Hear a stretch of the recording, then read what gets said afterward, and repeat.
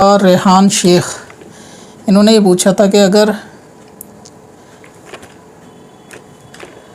اگر شو یا چپل پہنے ہوں تو کیا قرآن پاک کی تلاوت کر سکتے ہیں؟ فار ایگزامپل جب اپ ڈاؤن کرتے ہیں اکثر جوتے یا چپل پہنتے ہیں تو گندی جگہ پر بھی پیر پڑتا ہے وغیرہ وغیرہ. بہت سارے لوگوں کے ذہن میں یہ سوال ہوتا ہے کہ جوتے چپل پہن کے قرآن پاک کی تلاوت کرنا، درود پاک پڑھنا یا ذکر کرنا، تو جوتے چپل پہن کر وہ سب چیز کی جا سکتی ہے، اس میں کوئی خرابی نہیں. جیسے زینے سے اترتے چڑھتے وقت، سفر میں چلتے وقت لوگ درود پاک پڑھتے ہیں، قرآن پاک پڑھتے ہیں، ذکر کرتے ہیں، کوئی صورت یاد ہوتی ہے تو کرتے ہیں، تو اس سے کوئی دقت نہیں. اگر چپل جوتے میں ناپاکی لگی ہوئی ہے تو بھی اس صورت میں جو ہے وہ قرآن پاک کی تلاوت کی جا سکتی ہے.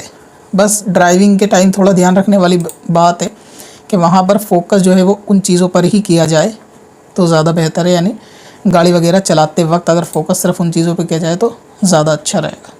اب اپنی قضا عمری نمازوں کا حساب لگانا ہوا اور بھی آسان. وزٹ کریں qazakalculator.smswarsi.com پر اور اس کیلکولیٹر سے اپنی تمام قضا نمازوں کا حساب منٹوں میں کریں اور ڈاؤن لوڈ بھی کریں.